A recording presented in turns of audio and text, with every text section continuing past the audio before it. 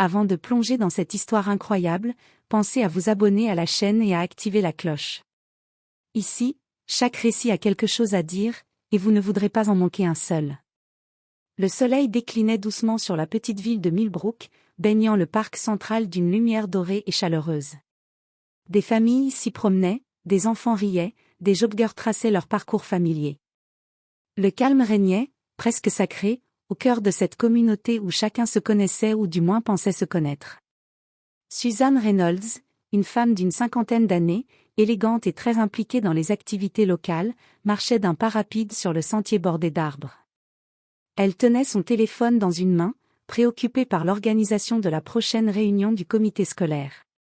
Son regard s'attarda soudain sur une silhouette assise sur un banc, sous un chêne centenaire. La jeune fille, seule, semblait absorbée par son téléphone. Suzanne fronça les sourcils, son esprit s'emballa d'une inquiétude irrationnelle qu'elle peina à nommer. Elle ne la connaissait pas.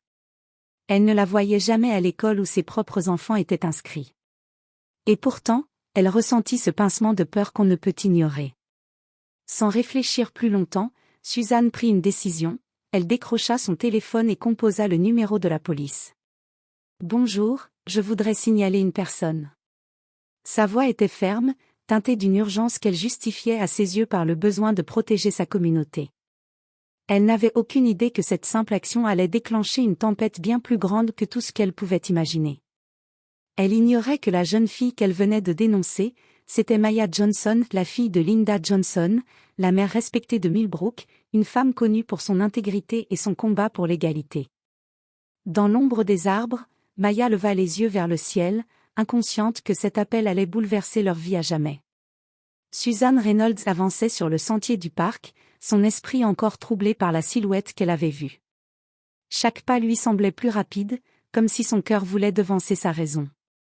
Elle n'arrivait pas à se débarrasser de ce sentiment d'inquiétude, une alerte sourde, inexplicable.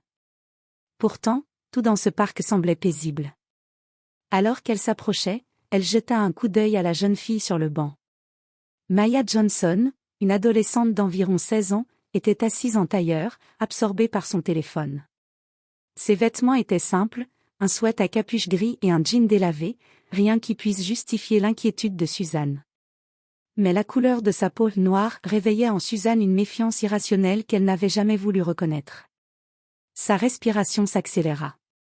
Elle sortit son téléphone de son sac, avec une certaine nervosité, composa le numéro du poste de police. Sa voix, quand elle parla, était calme mais ferme. « Bonjour, je voudrais signaler une personne qui me semble suspecte dans le parc. » Oui, une jeune fille noire, seule, assise sur un banc près du grand chêne. Elle a l'air de traîner, et je ne l'ai jamais vue ici auparavant. L'opératrice tenta de rassurer Suzanne, « Nous allons envoyer une patrouille. » Pouvez-vous décrire la personne plus précisément ? Suzanne, comme prise d'une soudaine conviction, détailla, cheveux noirs, longs, vêtue d'un sweat gris, un jean. Elle regarde son téléphone, mais elle semble, bizarre, comme si elle attendait quelqu'un ou faisait quelque chose de louche. Quelques minutes plus tard, une voiture de police arriva en roulant doucement sur le chemin de gravier. Suzanne les attendit, se sentant justifiée, presque soulagée que son appel ait déclenché une réaction. Ce qu'elle ne savait pas encore, c'est que ce geste allait semer la discorde, réveiller de vieilles blessures, et mettre en lumière des vérités difficiles sur la peur, le pouvoir, et la justice. La voiture de patrouille s'arrêta doucement près du banc où Maya était assise. 2 policiers en uniforme en descendirent, l'agent Mike Carter, la quarantaine, au visage fermé, et sa jeune collègue, l'agent Sarah Blake, attentive mais réservée. Maya leva les yeux, surprise mais calme. Elle posa son téléphone dans son sac, prête à expliquer sa présence. « Bonjour, mademoiselle, » dit Mike d'une voix autoritaire. « Vous êtes seule ici, dans ce parc, à cette heure. Pouvez-vous me dire ce que vous faites ici ? » « Bonjour, » répondit Maya avec douceur. « Je suis juste venue me détendre après les cours. Je passe souvent ici, je trouve que c'est un endroit paisible. » Mike la scruta, son regard chargé de suspicion. Sarah, moins tendue, acquiesça poliment mais resta en retrait. « Vous avez une pièce d'identité sur vous ? » demanda Mike. Maya sortit son portefeuille et lui tendit sa carte d'étudiante. Mike la regarda brièvement, puis fronça les sourcils. Vous n'êtes pas d'ici, c'est ça? Vous ne fréquentez pas beaucoup le quartier, non? Si, je vis ici, répondit Maya, un léger tremblement dans la voix. J'habite à 2 rues d'ici. Mike échangea un regard rapide avec Sarah. Très bien. On va devoir vérifier certaines choses. Restez avec nous, s'il vous plaît. À cet instant, Suzanne s'approcha, visiblement nerveuse mais satisfaite. Excusez-moi, agent, insista-t-elle. Cette jeune fille semblait vraiment étrange, j'ai pensé qu'elle pourrait causer des problèmes.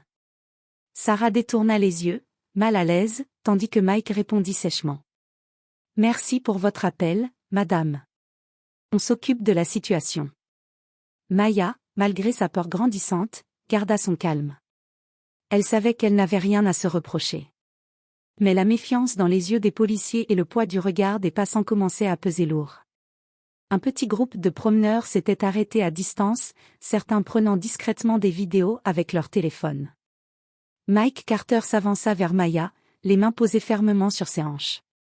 Son regard était dur, intransigeant. « Mademoiselle, nous avons reçu une plainte à votre sujet. Vous êtes soupçonnée de comportement suspect dans ce parc. Pouvez-vous m'expliquer pourquoi vous êtes ici toute seule? » Maya prit une profonde inspiration, cherchant à garder la voix douce mais ferme. « Comme je vous l'ai dit, je viens souvent ici pour me détendre après l'école. Je n'ai rien fait de mal. Je n'ai dérangé personne. » Suzanne, un peu en retrait, croisa les bras, visiblement satisfaite que la situation prenne cette tournure. Mike fronça les sourcils, visiblement agacé par le calme de Maya. « Ce n'est pas à vous de décider ce qui est normal ou pas. Nous devons faire notre travail. » Il sortit son carnet et nota quelque chose, avant de se tourner vers Sarah. « Amenez-la au poste pour un interrogatoire. On va vérifier son identité, ses allées et venues. » Sarah hésita, jetant un regard inquiet vers Maya. « Mike, dit-elle doucement, elle n'a rien fait de mal. Peut-être qu'on peut juste la laisser partir avec un avertissement. » Mais Mike secoua la tête. « Non, c'est comme ça qu'on procède. Ne discute pas. » Maya sentit son cœur se serrer. Elle comprit qu'elle n'était plus simplement suspecte, mais une victime d'un jugement hâtif et biaisé. « Je vous demande de me libérer, dit-elle d'une voix claire. Je n'ai rien fait de mal. » Mais Mike ne répondit pas. Il passa ses menottes autour des poignets de Maya sous le regard des passants, certains chuchotant, d'autres filmant discrètement la scène. Suzanne, fière, lança un regard triomphant à Maya. La jeune fille fut escortée jusqu'à la voiture de police, tandis que les murmures dans le parc grandissaient. Quelques minutes à peine après l'arrestation de Maya, une voiture noire s'arrêta brusquement près du parc. Linda Johnson, mère respectée de Millbrook, descendit rapidement, son visage marqué par l'inquiétude et la colère. Informée par son assistante qui avait vu les vidéos et reçu les premiers appels, elle n'avait pas attendu une seconde. Son cœur battait la chamade, non seulement en tant que mère, mais aussi en tant que femme de pouvoir qui connaissait trop bien les injustices de la ville. Elle s'avança d'un pas ferme vers les policiers, attirant l'attention des passants qui se retournèrent, reconnaissant la mère. « Que se passe-t-il ici ?» demanda Linda, sa voix calme mais autoritaire. Mike Carter se redressa, visiblement mal à l'aise. « Madame la mère, cette jeune fille a été arrêtée pour suspicion. Nous faisons juste notre travail. » Linda s'agenouilla près de Maya, qui regardait le sol, les mains menottées. « Maya, ma chérie, je suis là maintenant, » souffla-t-elle doucement. Puis, se tournant vers Mike et Sarah, elle reprit, plus durement. « Vous allez immédiatement libérer ma fille. Il n'y a aucun motif valable pour cette arrestation. Vous abusez de votre pouvoir et vous perpétuez des préjugés inacceptables. » Suzanne, plus loin, sentit le regard de la foule se tourner vers elle, et pour la première fois, un doute s'immisça dans son esprit. Linda appela son assistant sur son téléphone. « Faites venir la presse, je veux que cette injustice soit connue de tous. » Les téléphones portables des passants filmaient maintenant la scène. La tension monta rapidement. « Je n'accepterai pas que ma fille soit traitée ainsi dans sa propre ville, » conclut Linda avec force. Le parc, habituellement calme et paisible, était devenu le théâtre d'une confrontation tendue. Les passants se pressaient autour, certains murmurant, d'autres filmant discrètement avec leur téléphone. Linda Johnson, visage durci par la colère et la détermination, se tenait face aux deux agents. « Agent Carter, dit-elle d'une voix ferme, je vous ordonne de relâcher ma fille immédiatement. Cette arrestation est infondée et motivée par des préjugés raciaux, ce qui est totalement inacceptable dans cette ville. » Mike la regarda, déconcerté, cherchant à maintenir son autorité. « Madame la maire, nous avons simplement fait notre travail selon les procédures. Nous ne faisons aucune discrimination. » Linda haussa un sourcil, le défi brillant dans ses yeux. « Je connais bien ces procédures, et je sais qu'elles ne justifient pas de proférer des accusations sans preuve. Mon rôle est de protéger tous les citoyens de Millbrook, et cela inclut ma fille. » À ce moment, Maya, toujours menottée, releva la tête. Sa voix, bien que tremblante, portait une force nouvelle. « Je n'ai rien fait de mal. Pourquoi suis-je traitée comme une criminelle? Est-ce à cause de ma couleur de peau? » Un silence gêné s'installa.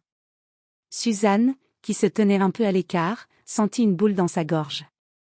Le regard accusateur de la foule et la voix de Maya résonnaient en elle comme un coup de tonnerre. Linda continua. « Cette situation est un symptôme d'un problème bien plus profond. Je demande une enquête immédiate sur cette arrestation et sur les pratiques de la police dans notre ville. Justice doit être rendue, et vite. » Mike fit un pas en arrière, réalisant qu'il avait sous-estimé la situation. Sarah regardait ses collègues, mal à l'aise. « Madame la maire, il serait peut-être préférable de régler cela au commissariat, suggéra Sarah doucement.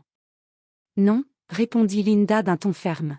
« Cela se règle ici, devant tous ceux qui regardent. Maya est libre. » Elle fit signe à un autre officier, qui vint retirer les menottes de Maya. Cette dernière tomba dans les bras de sa mère, les larmes aux yeux, soulagée. La foule applaudit timidement, tandis que Suzanne baissait la tête, consciente d'avoir déclenché une injustice. À peine quelques heures après la libération de Maya, les vidéos filmées par les passants circulaient déjà sur les réseaux sociaux. Les images montraient clairement l'arrestation injustifiée, l'intervention ferme de Linda Johnson, et la tension palpable dans le parc.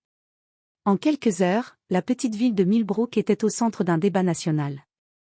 Linda, consciente de l'importance de cet événement, organisa une conférence de presse dans la salle municipale. Devant une assemblée de journalistes impatients, elle prit la parole avec calme et gravité. Ce qui s'est passé aujourd'hui dans notre parc n'est pas simplement un incident isolé. C'est le reflet d'un problème profond de préjugés et de discrimination systémique qui persiste dans notre société.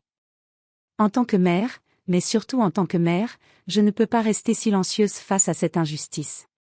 Les questions fusèrent. Pourquoi Maya a-t-elle été arrêtée?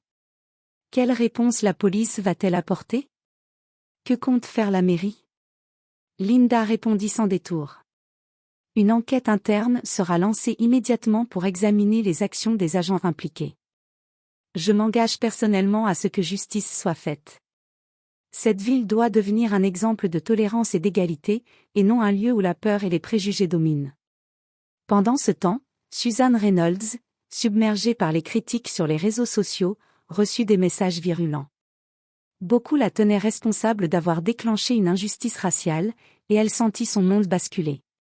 Les habitants de Millbrook étaient divisés.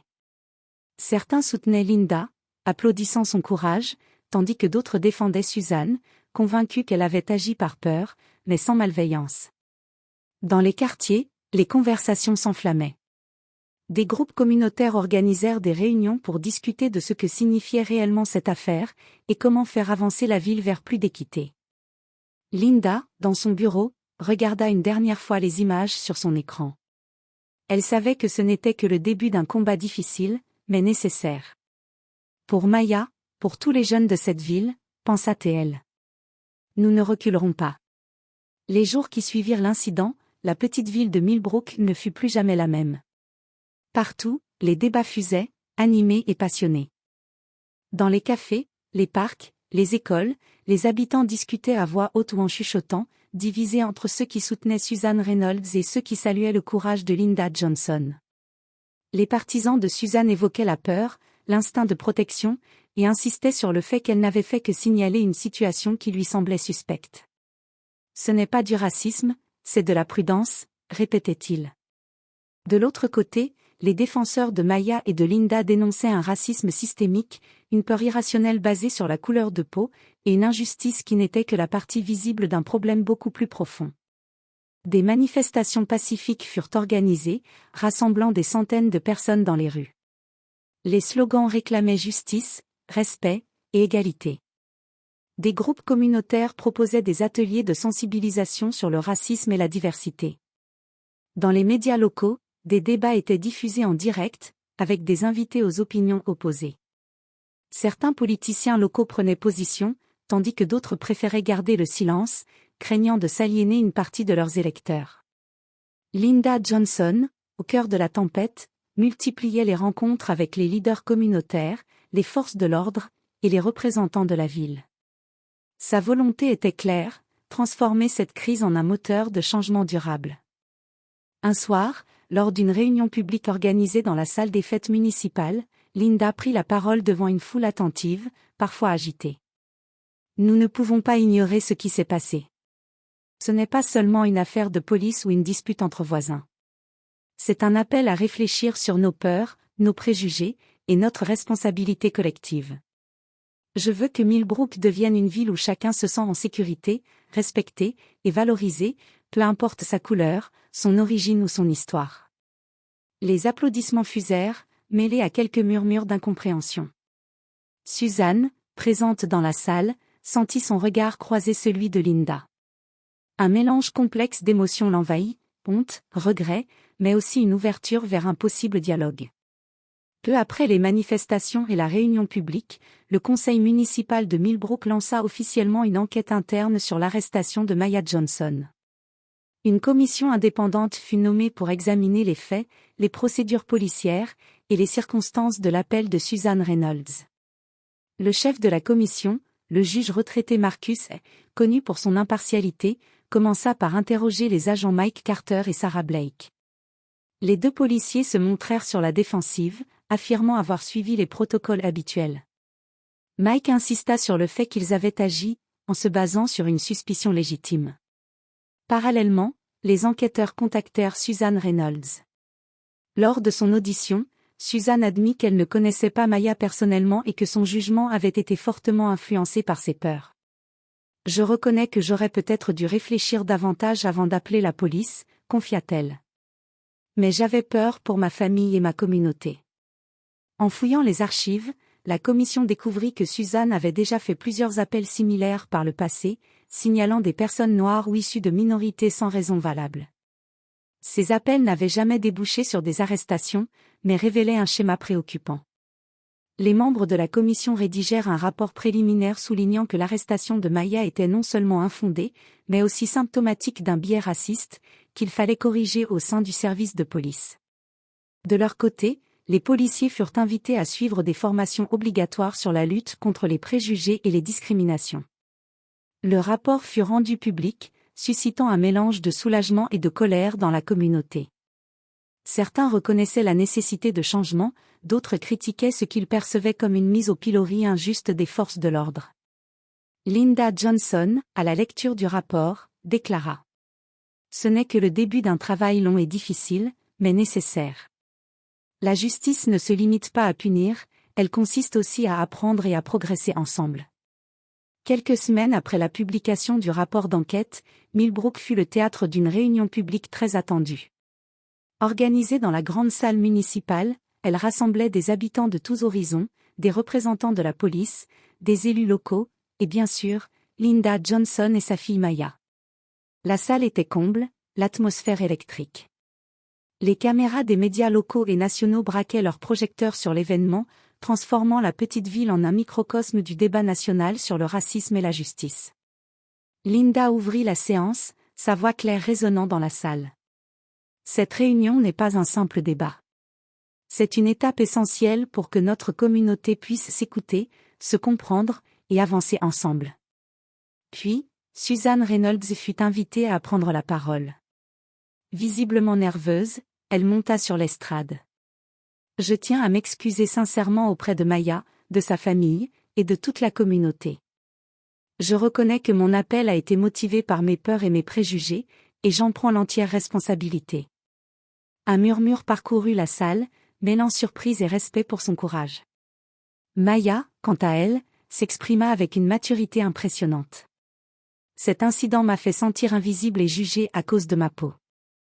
Mais grâce à ma mère et à cette communauté, je vois qu'on peut changer les choses. Je souhaite que personne d'autre ne vive ce que j'ai vécu. Les policiers présents, y compris Mike Carter, assistèrent à ces paroles en silence. L'un d'eux, plus âgé, prit finalement la parole. Nous sommes ici pour apprendre. Ce n'est pas facile d'admettre des erreurs, mais c'est nécessaire. Nous voulons regagner la confiance de notre communauté. Les débats s'enchaînèrent, parfois passionnés, parfois empreints d'émotion. La couverture médiatique intense transforma cette réunion en un procès médiatique, où chaque parole était analysée, chaque geste scruté. Au fil de la soirée, des propositions concrètes furent mises sur la table, formation renforcée pour la police, création d'un comité de surveillance citoyenne, programme d'éducation à la diversité dans les écoles. Linda conclut la réunion en appelant à l'unité. Nous avons la chance de transformer cette crise en opportunité. Ensemble, faisons de Millbrook un exemple de justice et d'égalité.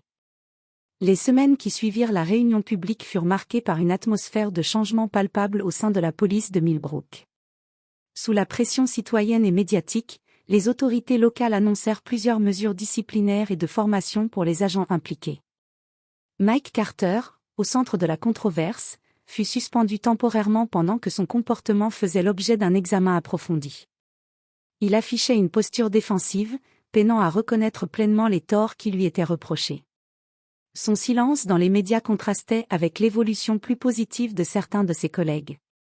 L'agent Sarah Blake, plus ouverte au dialogue, participa activement aux sessions de formation sur les biais inconscients et exprima publiquement son engagement à améliorer les relations entre la police et la communauté. Son attitude inspira certains jeunes policiers à suivre son exemple. Dans les rues, les citoyens observaient ces changements avec un mélange d'espoir et de vigilance. Pour beaucoup, c'était la preuve que la mobilisation pouvait porter ses fruits, mais ils savaient aussi que la route vers une véritable égalité serait longue. Linda Johnson, toujours en première ligne, organisa un suivi régulier avec la police et les groupes communautaires pour assurer la mise en œuvre des réformes promises. Elle savait que le vrai combat se jouait sur la durée. De son côté, Maya retrouvait peu à peu sa vie normale, portée par le soutien de sa mère, de ses amis, et de toute une ville prête à évoluer. Le procès médiatique s'achevait, mais la page tournée laissait l'espoir d'un avenir meilleur, bâti sur la reconnaissance des erreurs passées et la volonté collective de construire une société plus juste. 1 an avait passé depuis ce jour fatidique dans le parc de Millbrook. La ville n'était plus tout à fait la même. Les blessures du passé avaient laissé place à une dynamique nouvelle, portée par l'espoir et la volonté collective de changement. Maya Johnson, aujourd'hui plus forte et déterminée, avait trouvé une voix qui résonnait bien au-delà des frontières de sa ville. Elle participait à des conférences, animait des ateliers dans les écoles et partageait son expérience pour sensibiliser les jeunes à la lutte contre les préjugés. Sa douleur s'était transformée en force, et son histoire inspirait. Linda Johnson continuait de gouverner Millbrook avec la même intégrité, mais désormais son combat s'étendait bien au-delà des murs de l'hôtel de ville. Elle avait mis en place des programmes permanents de formation antidiscrimination pour la police et encouragé la création d'un conseil consultatif composé de citoyens de toute origine. Au sein de la police, des changements profonds s'étaient opérés. L'agent Sarah Blake était devenue une figure de proue de la réforme, tandis que Mike Carter, après un long processus, avait quitté le service, laissant place à une nouvelle génération d'agents plus sensibles aux enjeux sociaux. La communauté elle-même s'était rapprochée. Des événements multiculturels, des dialogues ouverts et des initiatives citoyennes avaient transformé Millbrook en un exemple de diversité et de respect. Le parc, où tout avait commencé, était devenu un lieu symbolique de réconciliation. Une plaque y rappelait désormais l'histoire de Maya, un témoignage de la vigilance nécessaire pour préserver la justice. En regardant le coucher du soleil sur ce parc, Maya posa la main sur celle de sa mère. « Maman, merci d'avoir cru en moi et en ce combat. » Linda sourit, émue. C'est notre combat à tous, ma fille. Et tant que nous resterons unis, rien ne pourra nous arrêter.